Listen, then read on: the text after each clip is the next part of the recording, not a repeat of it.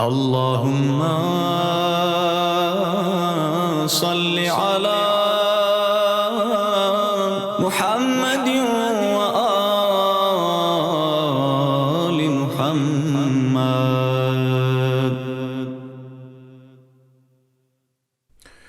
حسبنا الله ونعم الوكيل نعم المولى ونعم النصير. أعوذ بالله من الشيطان اللعين الرجيم. بسم الله الرحمن الرحيم. الحمد لله رب العالمين والصلاة والسلام على أشرف الأنبياء والمرسلين سيدنا ومولانا أبي القاسم محمد وعلى آله الطيبين الطاهرين المعصومين سيما بقية الله الأعظم روحي وأرواح العالمين له الفداء. رب اشرح لي صدري ويسر لي أمري واحلل عقدة من لساني يفقهوا قولي. Thanks for joining us. Today's topic, Hadith al-Kisa explained.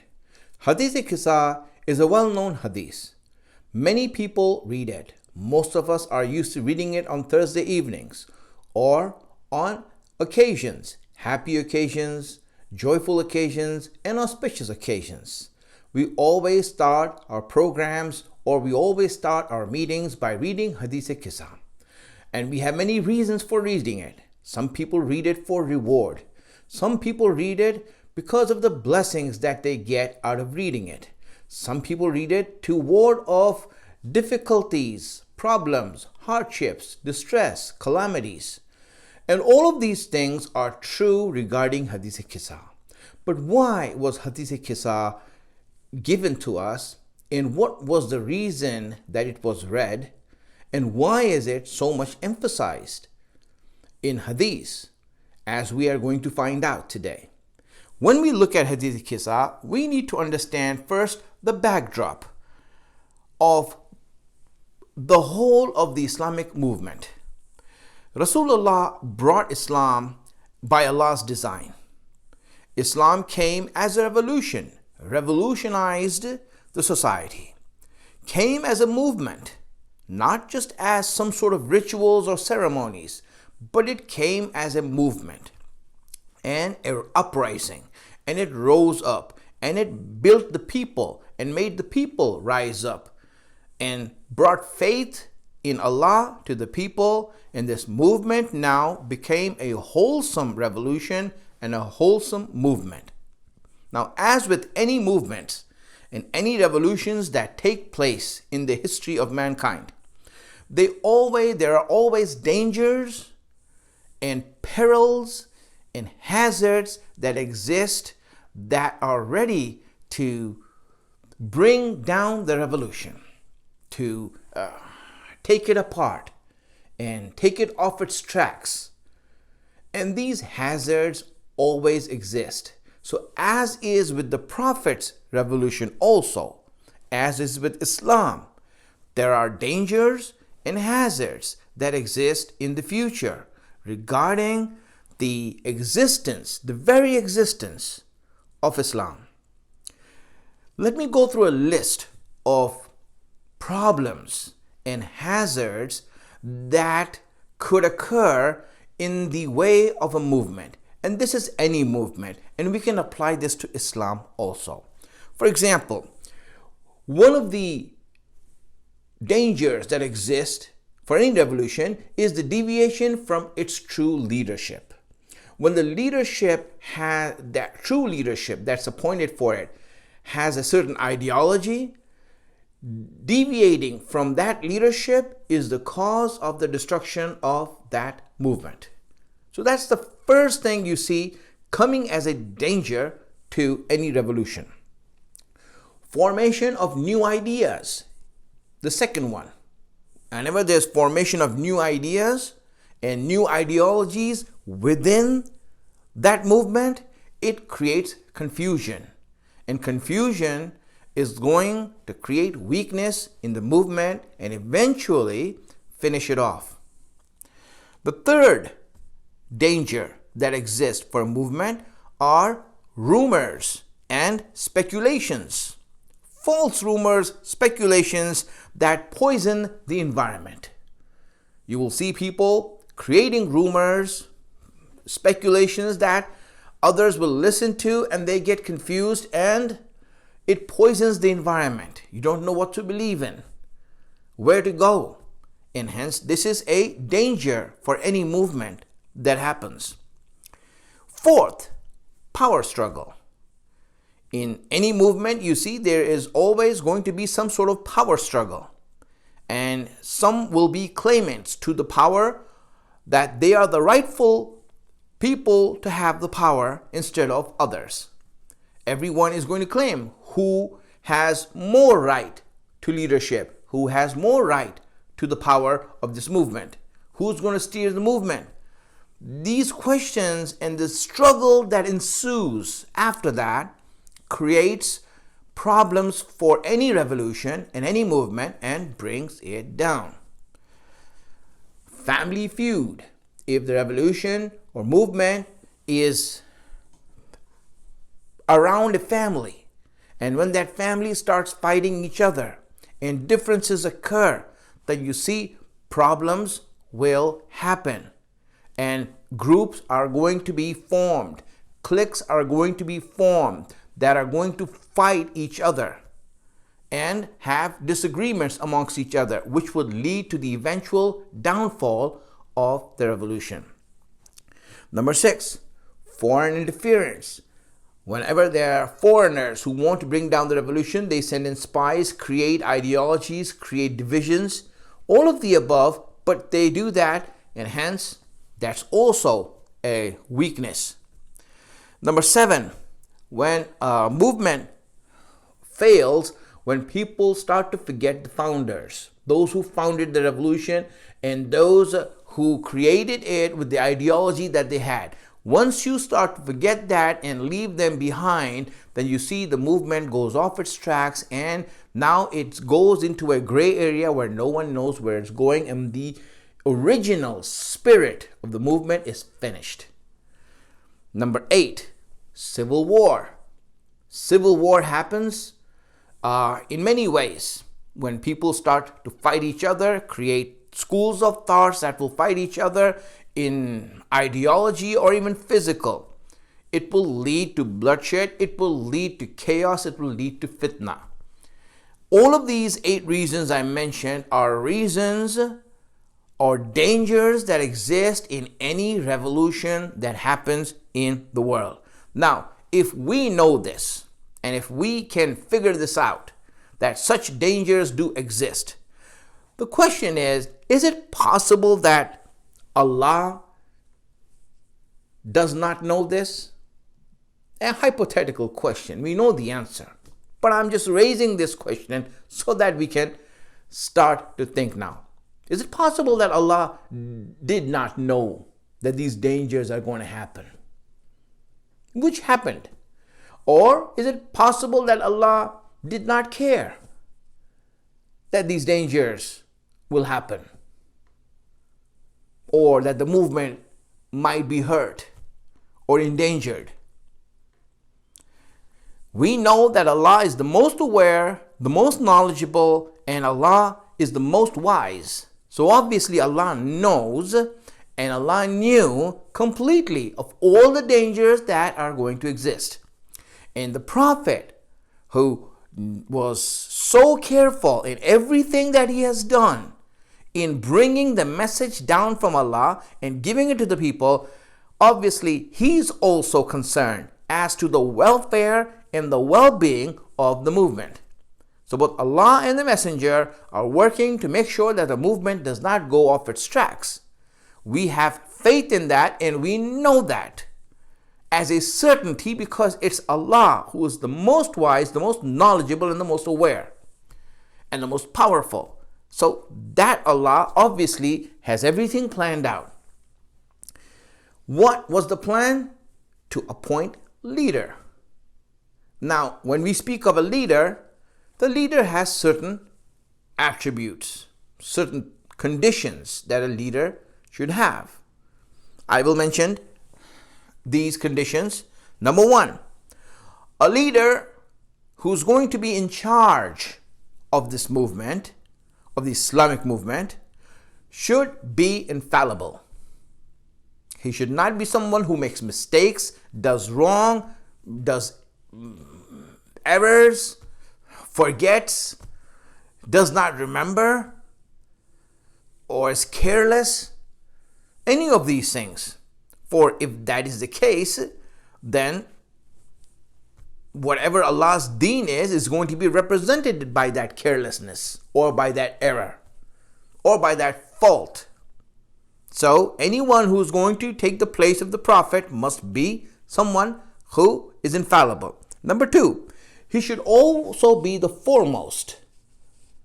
Meaning the foremost means the one who was with the movement from the beginning. Right from the start, he should be someone who is with the movement, not someone who came later, not someone who came afterwards. Because people who came afterwards do not do the whole movement. There is less reliability in them. The person who is most reliable are the ones who were at the start, at the beginning, when it all started. From there onwards, you see that person has witnessed everything. Number three, he should be aware of everything regarding the movement, regarding the revolution. He should be aware. That's why Imam Ali alayhi salam had said that I am aware of every ayat and every verse that was revealed in the Quran. I can tell you by looking at an ayat if it was revealed in the summer or the winter, or at day or at night, in which place, in which era. Everything I will tell you regarding every ayat that came down, because it all came down in my presence. Imam Ali is aware of everything as to where it came down. So you see, the third thing is that he should be the most aware person regarding the revolution. And the fourth thing, he should be in every way similar to the original leader. He should be like him, every way in similar to the original leader, so that the movement and the spirit of the movement can continue without any change, alteration, or breaks. Because if there's any downfall in leadership, you see the whole movement is just going to go off a cliff and move on a whole different standard. And that will defeat the movement itself, because the movement is supposed to be something that is high up in every aspect of virtues and moralities. And the leadership has to portray that in the same equal format all the time. So here, just a few things. I mentioned that for you all. Now let us take that what I said into account. The movement, the dangers of the movement, and what Allah is doing in order to protect the movement. Now let's come to Hadith Kisa. Now let me bring forward Hadith Kisa to you. It is a hadith that has been mentioned in many places. Hadith, which obviously the word Kisa means a cloak, like an al-ʿAbāʻ, like what I'm wearing. An al-ʿAbāʻ like this. Now, the Prophet had this cloak. That's what it says in the setup to the hadith, as is mentioned in the books. He had this cloak that was from a place nearby Khaybar, and this cloak was black in color. One morning, when the time was ripe for the acceptance of du'as, in one version of it, he was in the house of Salama, his wife. Now, the Prophet's house was divided in different rooms, and each room was named after the wife that used to live in that room. And that room that he was in was the room of Salama. And in one version of the hadith, to the setup of the hadith, he asked Salama, his wife, to go and call Fatimah and Ali and Hassan and Husayn right away. So she went to call them, and they came to him. In the version that most people read is that the Prophet went to the house of Fatimah and he asked for the cloak, and then he went under the cloak, and then after that Imam Hassan, Imam Husayn, Imam Ali and Fatima joined him under the cloak. Either of these versions, but the idea is the same, that it was these 5 people who were under the cloak. They got under the cloak. Now this hadith is not something that is rare or something that is weak.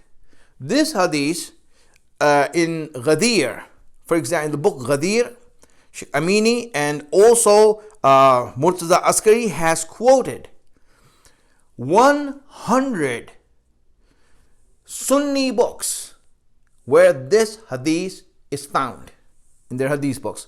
100 books. 100 places where this hadith was being narrated. And obviously many Shia books and many, that's already there. But we see that this hadith has been narrated so many times that not only is it reliable, but the chain is golden. You cannot even doubt it that it's been narrated by so many people. So now, as well, the versions of it might change, but the meaning and the reason and why it came down, that remains the same. Some places there are more details, some places less details. So let's not go into that. Let's just go into the crux of the hadith itself. What happened in that hadith? That hadith, the 5 of the al-Bayt, which is the Prophet, Imam Ali, Imam Hassan, Imam Husayn, and Bibi Fatimah, came together under the cloak. No one else was allowed to come except for these. Everyone knew that the Prophet is sitting there. It's not something that was hidden, folks. It's not something that this was done in private. No, the house was, everyone was there. The household was there. It was being witnessed. The Prophet sat there. It was the ideal time for du'as in the morning. And the Prophet gathered everyone, and he now brought everyone together, all 5 of them, under the blanket.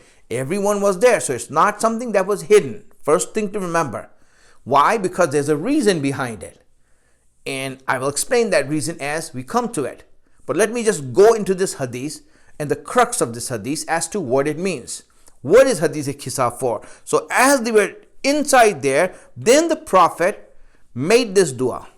This dua, and very similar in all the versions, except that the one I'm reading is the more detailed version.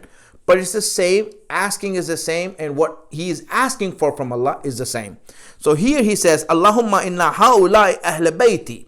Allah, these are my Ahl al-Bayt. These right here, these 5, these are my Ahl al-Bayt. Wa khassati, and they are my special people. Wa hamati, these are my supporters. Lahmuhum lahmi, their flesh is my flesh. Damahum dami, their blood is my blood. Yu'limuni ma yu'limuhum, whoever hurts them hurts me. Whoever hurts me hurts them. Whoever hurts them hurts me. Sorry. وَيَحْزُنَنِي مَا يَحْزُنَهُمْ, and whoever makes them sad makes me sad. أَنَا هَرْبٌ لِمَنْ هَارَبَهُمْ, I am at war with anyone who goes to war with them. وَسِلْمٌ لِمَنْ سَالَمَهُمْ, and I am at peace with anyone who makes peace with them. وَعَدُوٌ لِمَنْ أَعْدَاهُمْ, and I am an enemy of anyone who makes them their enemies. وَمُحِبٌ لِمَنْ أَحَبَّهُمْ, and I love those, I'm a lover of those who love them. إِنَّهُمْ مِنِّي, they are from me. وَأَنَا مِنْهُمْ, and I am from them. فَاجْعَلْ صَلَوَاتِكَ وَبَرَكَاتِكَ وَرَحْمَتِكَ وَغُفْرَانِكَ وَرِضْوَانِكَ عَلَيَّ وَعَلَيْهِمْ. Allah, send your salawat and your blessings and your mercy and your forgiveness and your pleasure on me and on them. Just like you do it on me, like them. The same thing. Nothing more, nothing less. Exactly the same. What I get is what they get. Because we are the same. Our blood is the same. Our flesh is the same. Our faith is the same. Everything that I have, they also have. They are my Ahlul Bayt. They are my special people. And then after asking that, he says what? Then he makes the dua to Allah. He says, what is that?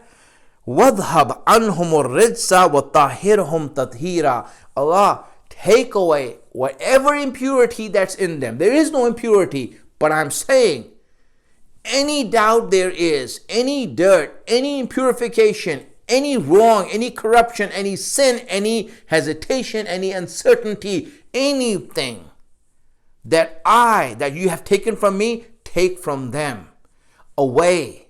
Cleanse them of it, purge them of it,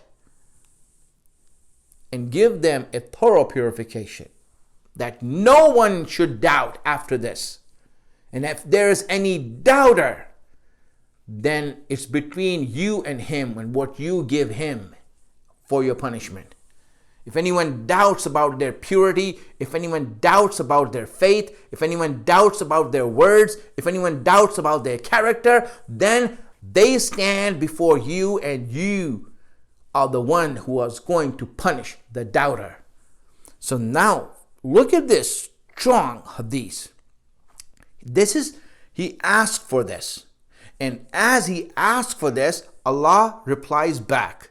Allah replies back with ayat al-tatheer, ayat of the Quran, which is in Surah al-Ahzab, ayat number 33.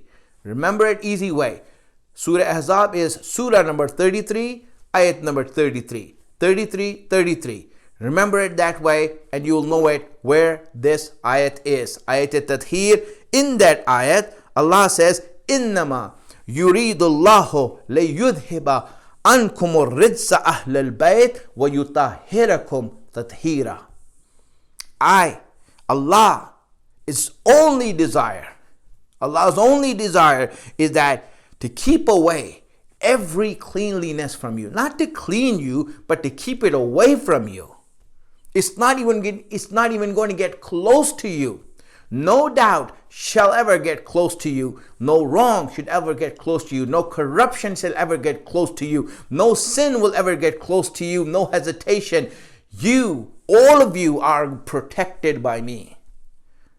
I am protecting you. I am going to guarantee your character and your word so that everyone knows it. Everyone should know it. And so, this was in short the hadith. Rasulullah asked for taharat. Allah gave ayat al-tatheer and announced it to the world. An official announcement. So, this is it, my friends. That is the hadith. All the rest are details and many other wisdoms and things that came in Hadith Kisa, which I'm not going to go into. Just now, I want to discuss this part right here. This part of Hadith Kisa, which is very important as to what it is. In Surah al-Ahzab, it came down. And it came down, this ayat came down between many verses that Allah was speaking to the wives of the Prophet. And everywhere he was speaking to the wives of the Prophet, he was using the feminine pronoun all the time. And then this verse comes right in the middle where he used the masculine pronoun to denote that this is a mixed people. And so there, one idea of that was that this ayat is different than the rest of the ayat. Now, what happened in the setting of this? Because that's where the actual message is. The setting of ayat al-tatheer is where the actual message is. Why? Because everyone knows what the meaning is right now. Now we go to the actual setting as to what actually happened. My friends, when you go to a masjid, I'll give you an example. When you go to a masjid, you see that there's one wall in which the mihrab is made. Mihrab is where the prayer niche is, where the imam stands and the rest of the people follow. All the walls are the same except for this wall. Why is this mihrab made here on this wall? Why is there an architecture on this wall?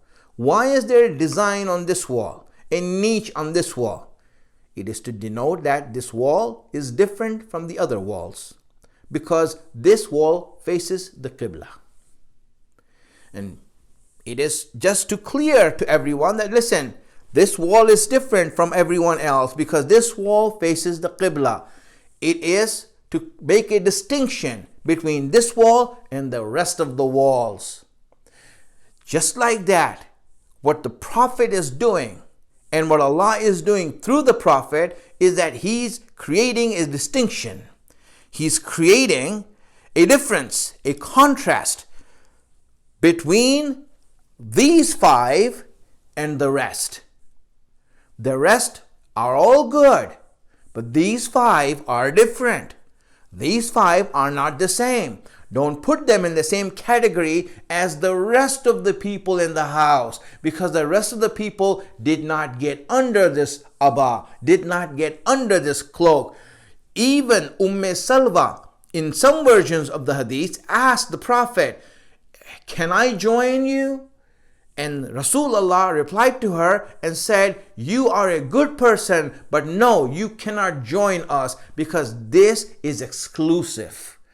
This is exclusive. It is not for everyone who's good. It is for al-Bayt. When people want to know who are these al-Bayt, it has to be distinct from everyone else. From everyone else, from everything else. Why are you making distinct? Why? Because the future of Islam depends on it.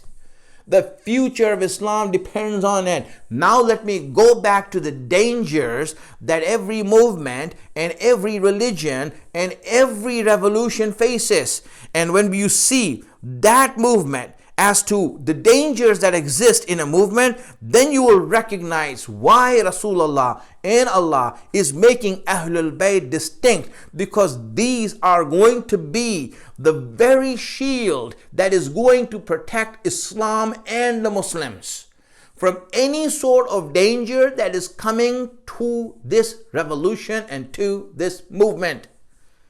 So now when we go, number one thing I told you was deviation from the leadership. If you see leadership divide itself and someone claims to be a leader, then see where are Ahlul Bayt, where is Ali. Wherever Ali is, then that is where Islam is, and just go towards there and Islam will be protected. That's all you have to do. That will be your obligation.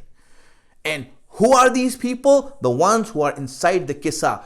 That's the importance, my friends. No one else was in this Kisa. It's in all the Sunni books, all the Shia books. This hadith is there so that everyone can know that in times of perils, this is Ahlul Bayt. Second thing, formation of new ideas. Whenever someone tries to form new ideas and bring new ideas into Islam, then go and see where Ahlul Bayt are and what they say. And whatever they say, then just do that. You will be protected. You will be protected. Rumors and speculations that poison the environment. See what Ahlul Bayt do at that time. Whatever Ahlul Bayt stand and whatever they say, that is the safe haven for you. You stand with them. Power struggle, they are your wali. Every time you see that there's anyone who wants power, you will see that the wilayat of Ahlul Bayt is there and they'll always be there. Family feud, you will not see it happening in Ahlul Bayt. If you see someone, if you see a wife of the Prophet stand up against Ahlul Bayt, then you know where to go, because the wives are good, but they're not under the ʿAbāʾ. They are not under the Kisa. Under the Kisa is only Ali, Fatimah, Hassan and Husayn and the Prophet. Anyone other than this, they might be good, but they are not your leaders, nor are they your wali. See the message of Hadith Kisa, and then you'll understand this. Anything you will see, civil war, stand with Ahlul Bayt. Forgetting the founders, the minute you leave Ahlul Bayt is the minute you will be destroyed. Ahlul Bayt won't be destroyed, neither will Islam be destroyed, because wherever Ahlul Bayt stand, Islam is standing strong at that place. My friends, Hadith Kisa came down to denote the leadership of Islam and to maintain that the protection and the shield that Allah has made for Islam are in these five people. As long as you stick to these five people, then you are protected and Islam will be protected. This is what Ahlul Bayt are about. That's why Imam Shafi'i, he is one of the Imams of the Sunnis. Sunnis have four sects for their fiqh, four madhahib, madhab, for their fiqh. One of them is Shafi'i. The leader of that, the one who gave the rulings that became the school of thought of Shafi'i amongst the Sunnis, has read this poem regarding Ahl al-Bayt to identify who Ahl al-Bayt are within Islam. He says, Ya al-Bayt Rasulillahi hubbukumu. O Ahl al-Bayt of the Messenger of Allah, your love, fardhum min Allahi fil क़ur'ān anzala, is a wajib in the Quran that has been revealed. Yakfikum min adim al-fakhr annakum. It is enough for your honor that man lam yusalli alaykum la salata la. It is enough of an honor for you that anyone who doesn't send salawat on you, their prayers are not accepted. Their wajib prayers, Dhuhr, Asr, Maghrib, Isha, Fajr, is not accepted unless you send salawat on Ahl al-Bayt. After the dhikr of Tawheed and Nabuwat, Ahl al-Bayt must be mentioned in Shahadat in order that the prayers of every Muslim be accepted. This is your place in Islam. Without you, there's no prayers also. And hence, Ahl al-Bayt are that shield that Allah has made, and Hadith Kisa came down to denote that, to inform us of that protection. Thank you for joining us. Wa akhiru da'wana anil hamdulillahi rabbil alameen. Please recite a Surah Fatiha for your marhumeen and the shuhada of Islam. Allahumma salli ala